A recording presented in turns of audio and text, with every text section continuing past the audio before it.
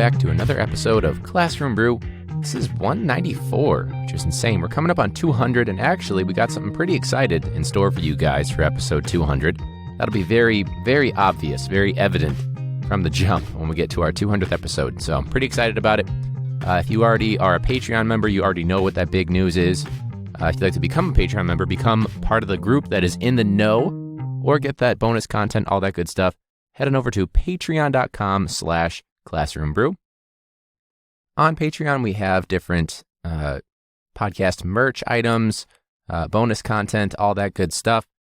There is a $2, $4, and $7 tier, so nothing has changed there. Again, patreon.com/classroombrew.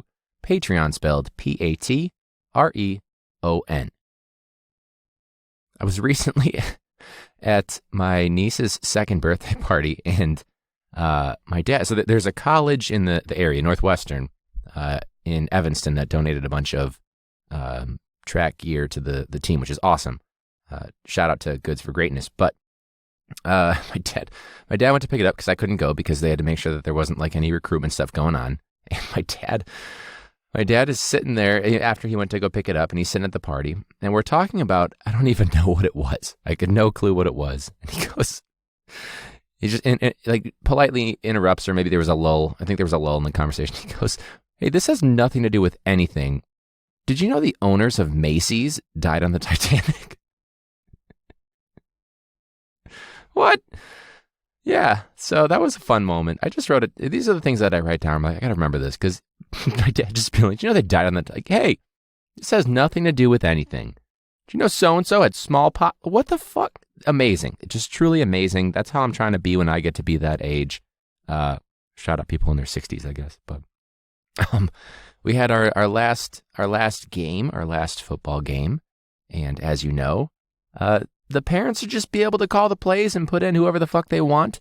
And you got to be kidding me when I say, and I'm not, obviously, it's rhetorical, even some staff members that are there are trying to backseat coach.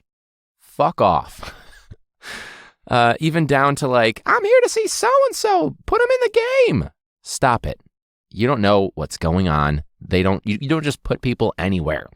So I'm really, it's cool for me because I've been coaching football for a little bit now, and seeing the progression of the program has been really cool. Seeing players come and go, seeing some awesome photographs. For example, we have our kind of, what do you call it, Swiss Army football player, just kind of was able to do everything and did do everything. I'm looking at the photograph now. Just a sweet picture of him and a younger player that he's been very close with, and just hugging each other, and tears coming down his face, and tears of happiness and also sadness, and it's just a beautiful moment. So really glad I got to catch that, and that the photographer was able to get that moment, because those are things that you wouldn't notice otherwise or see, and it might be very subtle. So I'm glad that we've got that little moment for forever with that photograph. It took them the entire short COVID season to finally fucking come together as one team. And even though it was not a win, we only took one win this season. But even though we didn't win the last game, they at least had some fun. Like players that were dancing in between, plays and stuff, like really feeling themselves. And it was nice. It's at the point where even though we did lose, I would almost rather have that than a team that's yelling at each other and at each other's throats the entire game, or at the end of the game.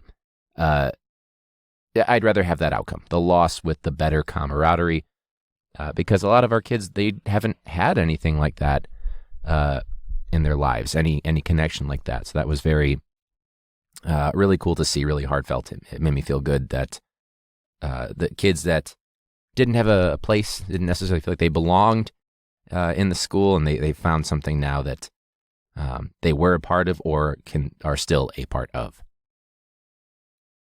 So that said, I think a good opportunity to, so in the month of April, we were trying to rhyme everything, but just rhyming is hard, especially with hybrid learning, where you're teaching kids online in front of you at the same time, online and in front of you at the same time. Fuck it. Not making cuts in this one, but it seems like a good opportunity to get to, we were calling it teacher frustration rhymes in the month of April. I didn't quite make it to the end of April with that, but we are just going to call this teacher frustrations. So this is going to be anyone that writes in. I'll usually post it every so often. I'll post it on the Instagram, and we actually got a lot this week, so I'm going to save some of them for next week's episode. So I'm just going to go from the top, and we'll go from there. So at @just_Kimmy, stressing to teach testing material when the tests aren't shit anyway, which is so true because, as you know, the people that write tests, like standardized tests and all that shit, likely have never taught, or if they have taught, probably just in an affluent neighborhood, not indicative of the entire United States, to be honest with you. The upside down smiley face is definitely, they highlight it perfectly. And it's true. Everything down to the kid that is just very oppositional for the sake of being oppositional during the PSAT, when he was like, how long is this test? And I was like, well, John Doe, this test that, by the way, I have nothing to do with, and I know that you probably don't like me because you didn't pass my class because you didn't do anything all year, it's 4 hours for the PSAT. And the kid walked out of the building, and they let him back in. I don't know how that works, especially during COVID times. You can just come and go as you please or roam the halls. That's another thing I've noticed, too, is that kids are just roaming the halls during hybrid learning. Like, why is this allowed to happen? There's like 6 kids in this whole building. How can we not keep track of you guys? Where the fuck are you going? Why do you want to touch all the doorknobs? We have to clean those. Every time you touch a doorknob, we have to clean those. We did have a couple people in our building, by the way. Anyone that wants to say that COVID's not real, fuck off. Stop listening. But 2 people in our building do have it. But the magic number is 3. So we are not closed down. And I know that the big solution for people, this is really coming on a tangent after talking about testing materials, but the solution that a lot of elementary and middle school things is to have the kids in pods. So they're in one room with one group, and then the teachers, they rotate. So if there were a kid or 2 or a staff, whatever, easier to contact, trace. I'm sure dismissal times, there has to be a procedure for that because it's not like kids are not going to ever come in contact with other kids. But you could see where if you shut down a classroom, you'd be fine. But at the high school level, that's not as viable because you've got, freshmen and seniors in some classes, depending on what it is, if it's an elective or maybe a senior failed it a bunch of times or many, many times, maybe more than 3 times somehow. So they just tried every single year to pass art basket weaving and they just never got, you know what I mean? So it's a lot harder for that, but they say that they're going to try to do that next year. So we'll see. Anyways, this is Casey, at Organize and Educate. Going to school when the boiler is broken. Yay for a 60-degree classroom. I'm not going to lie, though. I keep my place when I'm sleeping at night at about 66, 67. Sometimes in the summer when it's really hot, 65. But 60 degrees is absurd. Of course. We have one of those old school boilers where if it gets too hot and it goes ka-chung, ka-chung, every single morning and afternoon and evening when it's really getting hot. And they say it's because there's something wrong with it where it gets too hot. So I'm expecting it to blow up when I'm teaching the Cold War. So that's fun. We also that was the boiler being fixed, quote unquote, or just fixing some of the pipe. I don't know what the fuck they did, however long ago it was, 2 years ago, a year or 2 ago, when they had us in those nightmare classrooms that were, quote unquote, ready, and they weren't. Just a 2x4 with a nail sticking out. But we couldn't be in our classrooms because it was going to smell like soldering. Who fucking knows? I don't know. Nobody knows. It doesn't matter anymore. Nothing matters. I'm sure it's broken already. Who cares? I saw shingles falling off the roof. It's all good. CPS probably said, you can't afford to do that. Choose, do you want a roof or do you want the last 2 teachers you hired? And in nine cases out of 10, I'm sure that most schools would say, we'll take the shingles. Not to reference, a disease. Is shingles a disease? Hey Siri, is shingles a disease? Who knows?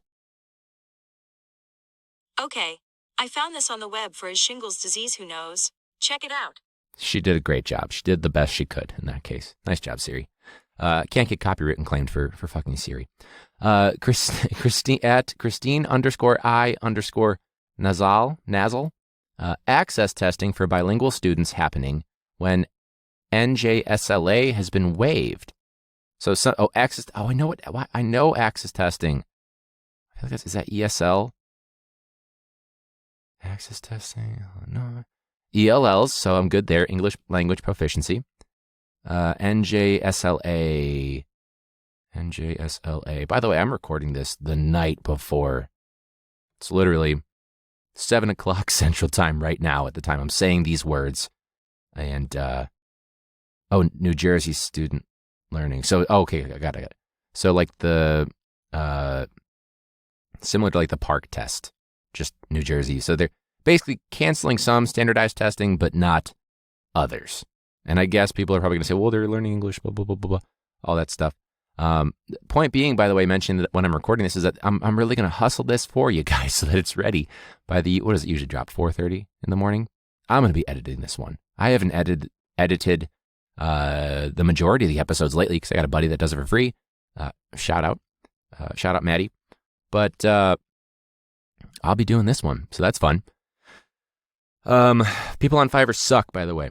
No one's as professional as voiceover artists, especially people that fucking ghost protocol. Well, this will make sense later on. At Ashel3395, students emailing me late work over break, thinking I'm going to correct it immediately. So grading it late. Yeah, that's like I got something from a kid. So for context, we're almost in May. And the new semester started in like February or something like that. So we're getting close to the end here. And we got a new Google Classroom for each semester of a class. So like semester 1 is an archived class now, so can't do that. I'd imagine though, they would just go back to like day 1 and try to turn that in. But a kid tried to turn in like, it's called semester 1 opening.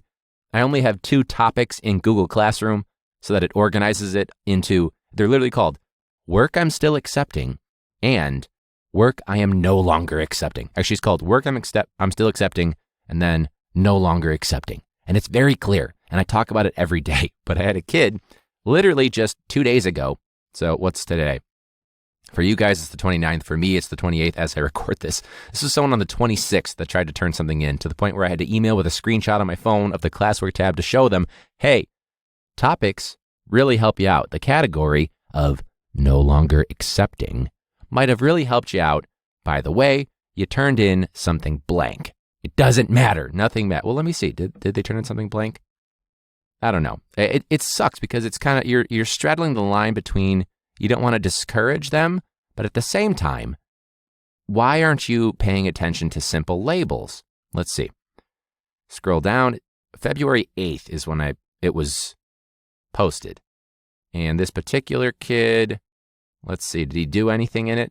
Let's see I'm still going to read it. Nope, it's blank. It's blank. Cool. So I don't even know why. Is it just because you want it to look better than having 1,000 red missings in Google Classroom? I don't know. I just started coaching track this week, which has been a huge adjustment, way less intense than football when you're like, come on, every 5 seconds, versus in track, you're like, yeah, let's go for it. Sounded Jerry Seinfeldish, but I forgot where I was going with that. So some kids were like, Mr. F or Coach, I don't want to use my coach name because I don't want to give up too much for it. My real name, but last name that is. Don't care, who cares? But they were saying that kids were talking about my class being like, well, you're doing too much.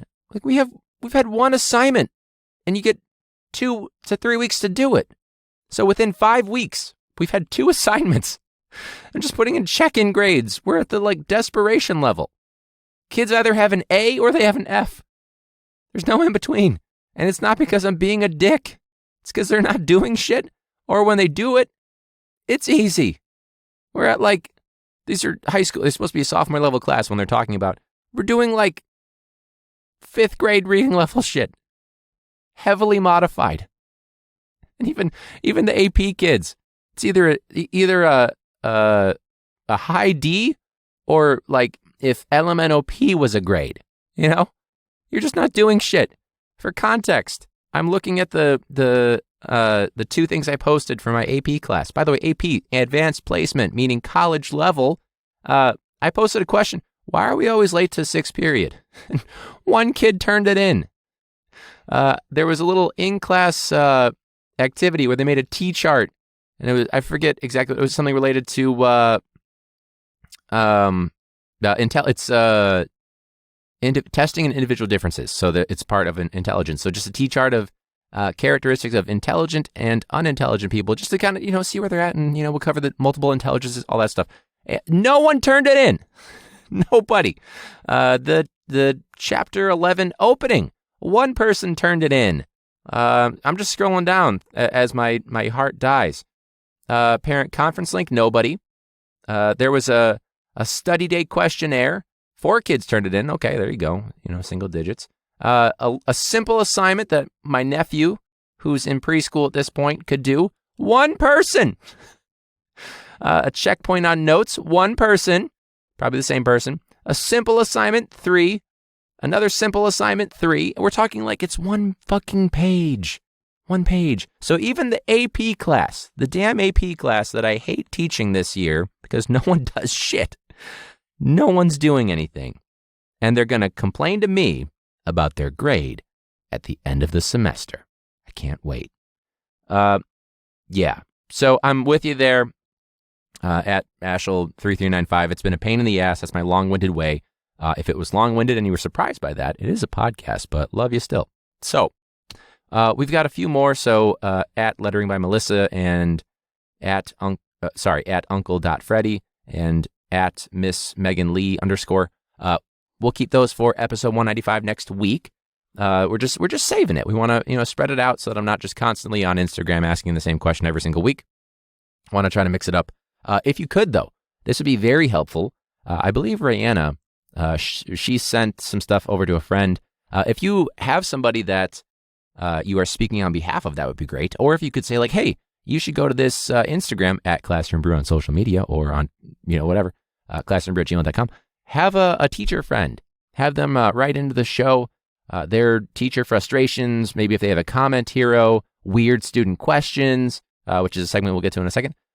All that stuff that really helps me out. It's kind of fun to get more and more teacher input, especially because we're not really doing guests right now or as much because of Covey Wovey. This is a good opportunity, though, for us to get into our teacher confessions. I just want to confess something to our backseat parent coaches. This is really short. I'll keep it simple so you can understand, because you clearly don't understand the game of football as a sport or as a strategic sport. I don't care what your play calling input is. Fuck off. Second confession. I honestly think that the cops are only out at 6:45 on Lakeshore Drive, southbound, because they're trying to catch the teachers. Like, we don't work a 9 to 5. So who else would they possibly be catching aside from like another, a few early rising career people, whatever. So they're targeting, they're going after teachers. That's fucked up. That's not a confession. That's more of like a vent session. Thank you for listening to my teacher confessions for this week. Yeah, that is fucked up with Lakeshore Drive. Who are you looking for? Also, why are cop cars now, they're still black, but the writing is also in black? Why are we going so incognito? Why are we doing this? The fuck's happening? That's for sure who they're targeting, by the way. You know what I mean?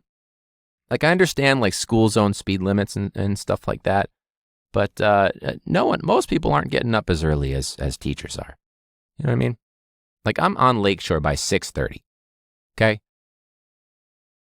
It's not fair. Back off. Fuck off. All that good stuff.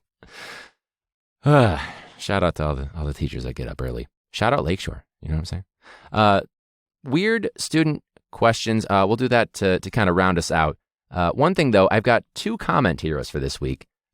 Just as a big heads up. One of them is not a digital comment hero, but the other one is. So, seems like a great opportunity for us to get into our comment hero of the week. Welcome to the comment hero of the week. When someone's being an ass in the comment section, but they have no idea what the fuck they're talking about. What's going on is you failed fucking social studies. Or when you see someone call that person out, they are our comment hero of the week. Yeah! Even though some heroes do call out those idiots, remember, don't call out a comment hero in the comment section. You can't fix them, and you can't fix stupid. Again, if you want to send in a comment hero, you can send it to me, classroombrew@gmail.com, or at classroombrew, no spaces, on social media, or facebook.com/classroombrew. It's a little bit harder to get the DMs on that one. So again, social media or mostly Instagram or email. This one, oh man, I guess technically we have several, because this was an art. This is from, when was this? It was 6 days ago, a week ago, for people that are listening on Thursday when this episode comes out. Basically, it was from NBC Chicago, stating Louisiana school bus driver out of a job after racist comment to an 11-year-old student. Oopsie daisy. Now, the comment, I believe, was something along the lines of making a derogatory comment related to George Floyd. I had to think about his name for like a moment. Say his name. And so basically this person was laid off. And of course you should be, a lot of people were saying like zero tolerance. Absolutely. Some people saying like, well, where does it stop? Why can't we just say whatever? Don't we have the First Amendment right? And the biggest, thing people can say is, well, one, ignorance, but two, you are not free from the consequences of what you say. You can't yell bomb on a plane. You can't yell fire in a movie theater, because there's going to be some reactions. Now, making as a bus driver, like yellow school bus, stop sign on the side, bunch of 11 years old is what? Was it like first grade? No, you're like 6 when you're done with kindergarten, whatever. Elementary kid. You can tell how tired I am at the end of a long day, including coaching, even though it's a spring season for track. I'm exhausted. But just what the fuck, just what? Don't let the kid, I don't even know what the kid said. It doesn't matter. But anyways, our comment hero, here's a doozy. This is Herbert Gentry, probably short for gentrification. Herbert. Now, Herbert has a very charming picture with his receding hairline and his goatee. He looks like a villain from a Disney movie. He has a partly transparent Confederate flag, and behind him, he's got his face kind of obscured, obviously, by the Confederate flag. I'm not just talking about his fucked up face and his fucked up Confederate flag, but he's partly obscured by it, and you can barely make out that he's putting up his nubby little middle finger. Now, I'd love to tell you that he's giving the middle finger to the Confederate flag and what it stands for in terms of racial injustice and slavery in the South and what it stood for, and the civil people that say it's states' rights is bullshit. But judging by his large forehead that protrudes slightly, his tongue sticking out, and just his general fuckettiness, where's he from? Herbie Gentry. That sounds like... But here's the other thing, too, is most comment heroes, I don't know, that's probably not his real name, but like most comment heroes, they have like a picture of a lake or a goose or their dog or their cat. Most of the times it's cats, you know why. But this guy's all out there. He's letting it be known that he's a comment hero. He's not well educated. You can tell because the number of typos and just general grammatical errors. And he's the person saying things like, so they shouldn't be teaching that white people are all the cause of evil? Well, they are, and that's acceptable. People are kind of going in. He starts to talk about how reparations are stupid in Illinois. It's targeting people that aren't people of color. He calls out LeBron James for some reason. I'm not entirely sure why. He says that we teachers should take our indoctrination elsewhere. And then he commends people for saying that they allowed slaves to vote. Now, this man should probably learn about the Three-Fifths Compromise, what we're talking about here. But also saying like, okay, you're going to commend them saying, oh, you allowed slaves to vote, but you had slaves in the first place. Think about, don't be scared. Sit there in silence for a second. Think about that, Herbert Gentry. You feel that? Now, him trying to say that the changing of the political spectrum with the political parties of Republican, Democrat, Dixiecrat, all that shit, not valid. Because here's the thing. when he talks about, he brings up the he brings up the Confederate flag. He brings up the Confederate flag, saying, my flag. Now, I'm not sure if he means that the American flag and what it stands for is his flag. This sounds a lot like hashtag not my president, but it's not my flag. And just basically, here's the thing. It boils down to this. He's scum of the earth. He's one of the true comment heroes.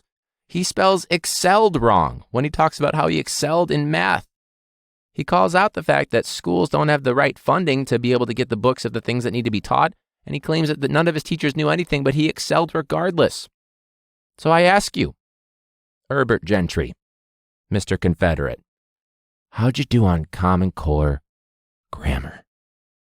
How's your reading comprehension?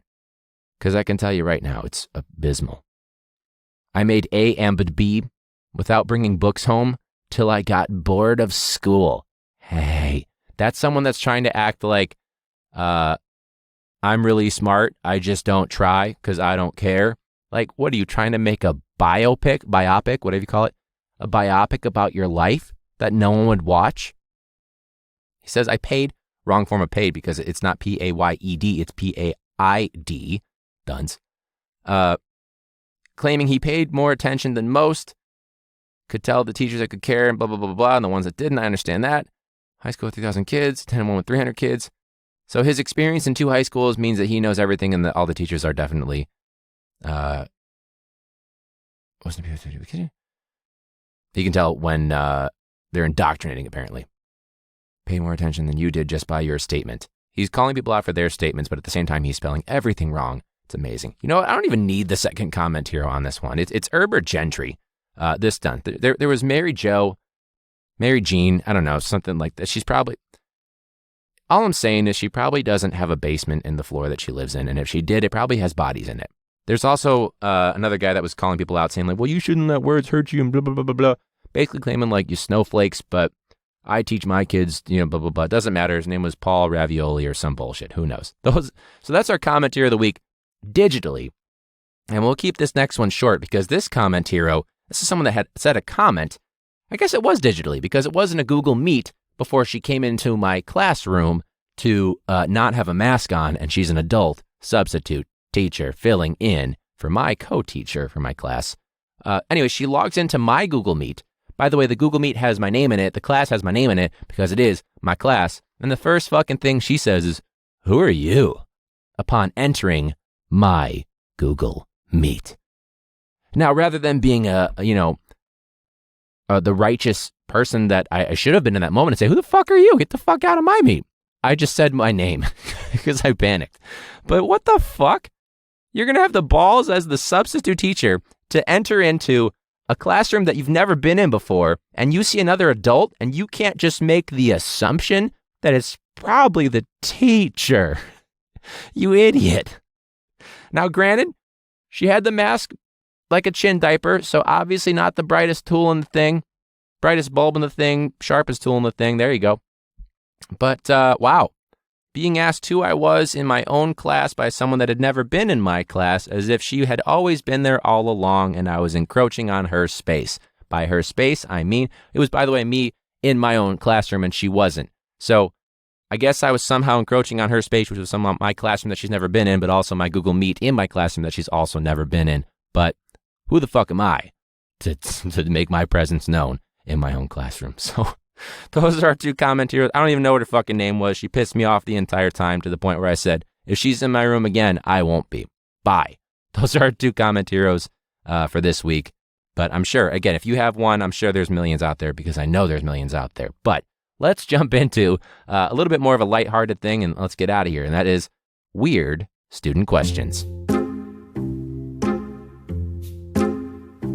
As you know, there is definitely no such thing as a stupid question, especially when you're a classroom teacher teaching students. That said, there are, on quite a few occasions, some very weird student questions. At Rihanna May writes, this one I really like. This goes along with what we were talking about with my substitute teacher, co-teacher, idiot person. At Rihanna May writes, where is the meet link? And in parentheses, this was an in-person instruction class. So they show up being like, that's like when the kids are like, I was like, make sure to avoid echo so you can see the screen too and type whatever.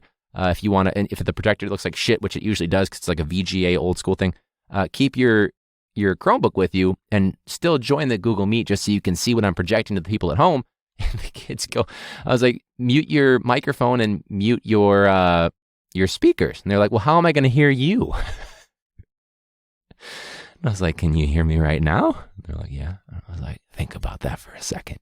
Don't be scared. Sit in silence for a moment and realize what you just said. At Scottle Buick. I'm sorry, Scotty. This seems like something my kids would ask. But the question is, so you in person when you do in person? Question mark. Yeah, sure. When we are in person, meaning you will see me in person. Which goes along with, this is actually one that I have from this past week, or this week, rather, because we're recording right now and it just happened like 2 days ago. And this is from a student that, they're not trying to ask a weird student question. I think they genuinely have no clue what's going on or what Google is. But this is a question I got during my third period, and it was, so if I do this assignment, my grade will go up, right? Yeah. If there's an assignment and you do it, your grade will go up, kid. Yeah, because here's the thing. If you don't do it, it's going to go down. So do the assignment. So if you're a student that for some reason listening to this podcast, do your work. Just power through it. Look up motivational video if your teacher's not playing motivational videos for you. But yeah, do the work. It'll help you. Maybe learn something along the way. It's not just about compliance and completion. That sounds like the name of a podcast. Probably like a porn podcast, though. But that's not what this podcast is. So, thank you guys so much for listening. Again, patreon.com/classroombrew for that merch and bonus content. You can reach me at classroombrew on social media, as well as classroombrew@gmail.com. For Facebook, I believe it's facebook.com/classroombrew. We are on YouTube, but I don't really post that much there anymore. But I believe Podbean posts it in the, like the audio as a video, just as a backup. So you can check it out there. We are available anywhere you listen to podcasts. So if you're on an app you don't normally listen to, check the one that you usually listen to your podcasts on, and I guarantee you, we there. If you are having a hard time finding any of those things that I just said, please check out the show notes. We do put some thought and effort into there to give you a nice description. That way, if you're like, oh, what was that one thing that Ryan said however many weeks ago, you can read the description. But also, we've got the link for Patreon, Instagram, TikTok. We are on TikTok. I forgot about that. At Classroom Brew. Twitter, Facebook, and then, of course, the email. So if you don't want to type all that out or write it down because you're old school, because you like to write stuff down on paper, you can go to the show notes and you can see it all there. So thanks so much for all the support. Again, we're coming up on number 200. 200, which is wild. We're coming up on 4 years for the podcast as well. It doesn't work out perfectly because sometimes we do 2 in a week. So getting to that 4-year and also 200 episode mark, that's pretty cool. I'm excited about it. So we got some big news coming, or some big podcast developments coming for that 200th episode, as long as all the cards line up. And if you'd like to find out what that is ahead of time, because you just can't, the suspense is killing you, you can go to patreon.com/classroombrew. Again, a $2, $4, and $7 tier. So thank you so much for listening. Awesome that you guys are supporting the show. Sorry, no video for the past few episodes, but we'll get one of those going because we ought to do one at least every month. But until next week, class dismissed.